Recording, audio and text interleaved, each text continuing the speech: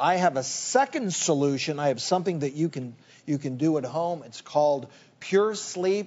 What you do is you actually put it in your mouth, like so, and what the appliance does is advance your mandible, sort of what we call in medicine a jaw thrust, just to open up the airway so that you don't have those sleep apnea symptoms. So importantly, there are solutions. Dr. Relly, thanks for sharing.